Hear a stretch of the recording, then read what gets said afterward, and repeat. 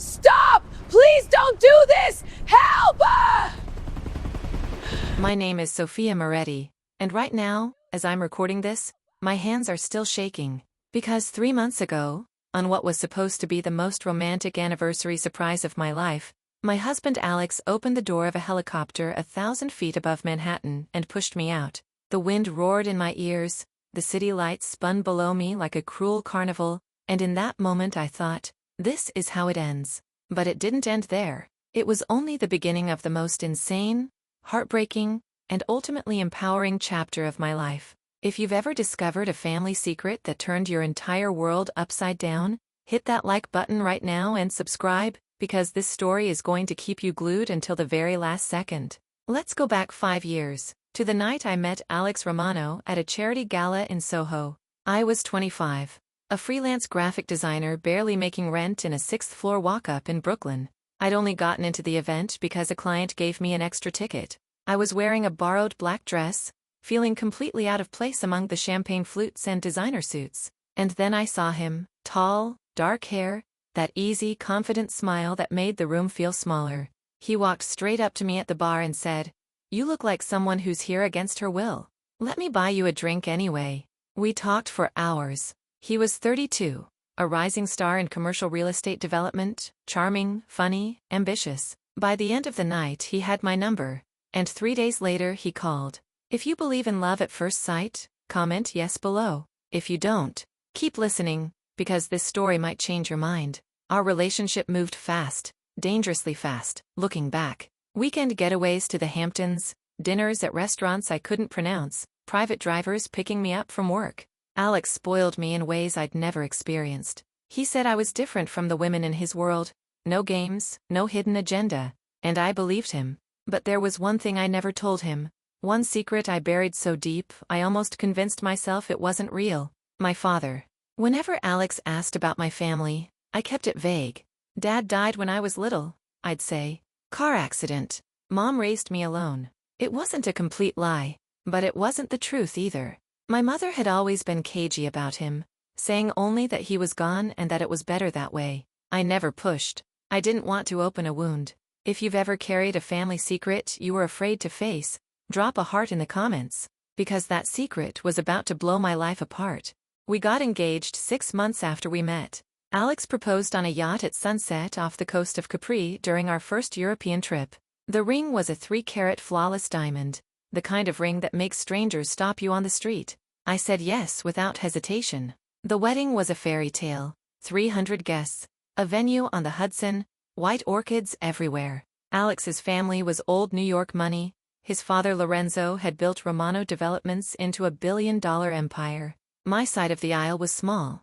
Just my mom, a few cousins, some college friends. No father to walk me down the aisle. Alex never pressured me for details, but I could see the curiosity in his eyes sometimes. "You're mysterious," he'd tease. I like that, but mysteries have expiration dates. If this fairy tale beginning is making you smile, smash that subscribe button, because the nightmare is coming. The first 2 years of marriage were bliss. We bought a penthouse on the Upper East Side, traveled the world, hosted dinner parties with New York's elite. Alex's business exploded. He landed massive contracts for luxury towers downtown. But then the stress started. Late nights at the office, whispered phone calls, slammed doors. "There's a shark out there undercutting every bid," he told me one night, pouring his third whiskey. "Some anonymous holding company. They know our numbers before we even submit them." I'd rub his shoulders, tell him he'd figure it out. He always did. But the name he kept cursing under his breath was Victor Russo, the ruthless billionaire who'd clawed his way up from nothing, and was now the most feared name in New York real estate. "That bastard will do anything to win," Alex growled. I'd nod, kiss his cheek, and change the subject. Because every time he said the name Russo, my stomach twisted. If you're starting to suspect where this is going, comment "I knew it" below and keep listening. The twist gets darker. Everything changed the day my mother got sick. Stage 4 pancreatic cancer. Aggressive. Weeks, maybe months. I spent every free moment at the hospital in Queens, holding her hand as she faded. One afternoon, when the pain meds had her lucid but soft, she grabbed my wrist with surprising strength. "Sophia, there's something I should have told you years ago." My heart stopped. "Your father, He's not dead. The room spun. His name is Victor Russo. I couldn't breathe. Victor Russo, the man my husband hated more than anyone on earth, was my biological father. Mom's eyes filled with tears. He left to protect us. His world was dangerous. But he never stopped providing for you. The money for college, the down payment on your first apartment. It came from him. She died 2 days later, taking most of the story with her. But she left a key to a safe deposit box. If this revelation just gave you chills, like the video right now, because what I found in that box changed everything. The safe deposit box contained letters, dozens of them, from Victor to my mother over the years. Birthday cards to me he'd never sent. Photos of me as a child that he'd somehow obtained. And bank statements. A trust fund in my name worth $42 million. I sat on the floor of the bank vault and cried. My entire life had been quietly funded by the man my husband was trying to destroy. I didn't touch the money. I couldn't. But I started researching Victor obsessively. The articles painted him as ruthless, hostile takeovers, crushed competitors, whispers of organized crime connections from his early days. And yet the letters showed a different side.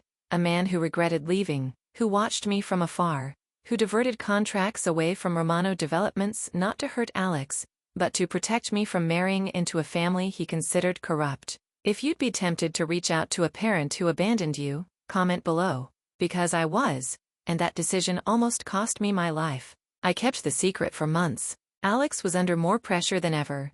Major deals falling through at the last second, investors pulling out. He hired private investigators, became paranoid. Someone's feeding Russo information, he raged one night, slamming a glass against the wall. I reassured him, cooked his favorite meals, tried to be the perfect wife. But the guilt was eating me alive. I considered telling him everything.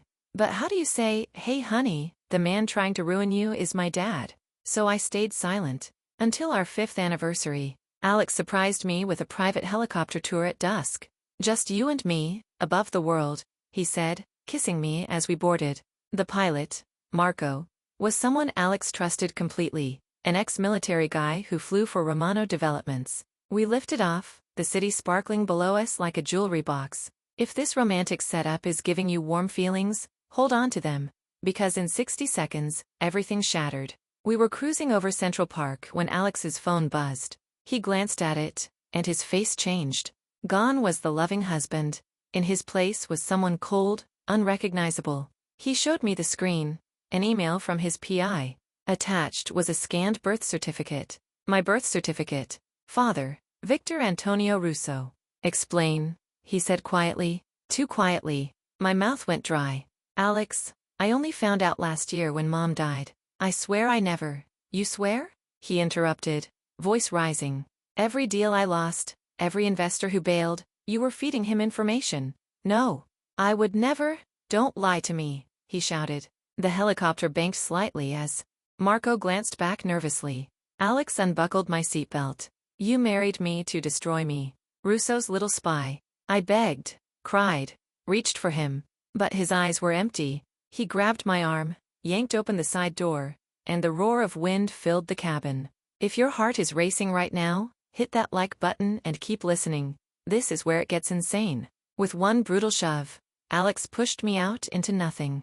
For a split second, time froze. Then I was falling, tumbling through the freezing air, the helicopter shrinking above me. The city rushed up fast. Lights, cars, certain death. I screamed, flailing, my life flashing in fragments, my mother's smile, Alex's proposal, the letters from a father I'd never met. I thought of the trust fund, the secrets, every choice that led to this moment. And then, miracle or fate, I remembered the emergency harness all passenger seats in these tour choppers have for precisely this kind of nightmare. My hand caught the strap bolted under the seat as I fell past it. The jolt nearly tore my shoulder from its socket. But the harness caught, swinging me like a pendulum below the still hovering helicopter. Alex stared down in shock, realizing I wasn't dead yet. If you're screaming at your screen right now, comment no way below, because the fight for my life was just starting. Hanging 1,000 feet above Manhattan, blood rushing to my head, I used my free hand to activate the emergency beacon on the harness, a feature Alex himself had insisted on for safety compliance. Marco's voice crackled over the intercom. Mr. Romano, we have to land now, NYPD air units are inbound. Alex lunged for me, trying to cut the harness strap with a pocket knife, screaming that I'd ruined him. But the chopper lurched as Marco fought for control, throwing Alex off balance. He slipped, grabbing the skid with one hand, now dangling beside me. "Sophia, pull me up," he begged, terror in his voice. For a moment, I considered letting go of him. All the lies, the betrayal, the attempted murder. But I couldn't. I grabbed his wrist with my free hand, muscles burning, and together we held on until Marco lowered us onto a nearby rooftop where police swarmed the helipad. If this rescue has you emotional, subscribe right now. The aftermath is even crazier. Alex was arrested on the spot. Attempted murder, reckless endangerment, the works. The media went berserk. Real estate heir tries to kill wife in mid-air horror. My name was everywhere. And then, 2 days later, while I was still in the hospital with a dislocated shoulder and bruises, a man visited me. Tall, silver hair, expensive suit, eyes that looked exactly like mine. Victor Russo, my father. He sat by my bed and said quietly, "I've waited 30 years to meet you." He explained everything. How he fell in love with my mother, how his early business dealings attracted dangerous people, how he faked his absence to keep us safe. He'd funded my life anonymously, diverted contracts away from Romano Developments not to destroy Alex, but because he knew Lorenzo Romano was involved in money laundering and didn't want his daughter married into that world. "I failed you by staying away," he said, voice breaking. "But I never stopped protecting you." If this father-daughter reunion is hitting you in the feels, drop a heart in the comments, because choosing what to do next almost broke me again. Victor offered me everything: the company directorship, the estate in the Hamptons, a life of wealth I'd only dreamed of. But I saw the cost. Boardroom wars, paparazzi, a legacy built on crushed dreams. I turned him down. Not all of it. I accepted enough to start a foundation for children of single mothers, scholarships in my mom's name. But I walked away from the empire. Alex's trial was swift. Evidence from the helicopter's black box, Marco's testimony, who turned state's evidence, my injuries, it was open and shut. 25 years, no parole. As they led him away, he screamed, "She's Russo's spy." But the jury didn't buy it. I sold the penthouse, moved to a quiet town upstate, and started therapy. If you've ever had to rebuild your life from ashes, like this video and share it with someone who needs hope, because the real ending is the most powerful part. 2 years later, I'm sitting on my porch watching the sunset, running the foundation that's already helped hundreds of kids. Victor visits once a month. We're building a relationship slowly, honestly. No more secrets. And Alex? He writes letters from prison, begging forgiveness, claiming paranoia and stress made him snap. I don't write back. I forgave him for my own peace. But I don't need him in my life. The woman who fell from that helicopter didn't survive, but the woman who pulled herself back up did. Stronger, wiser, freer. Family isn't always blood. Sometimes it's the people who choose to catch you when you fall, or the strength you find to catch yourself. If this story moved you, inspired you, or made you rethink secrets and forgiveness, please hit subscribe, turn on notifications, and comment your biggest takeaway below. Thank you for listening to my truth. Until next time, stay safe, stay honest, and remember, sometimes the fall is exactly what you need to learn how to fly.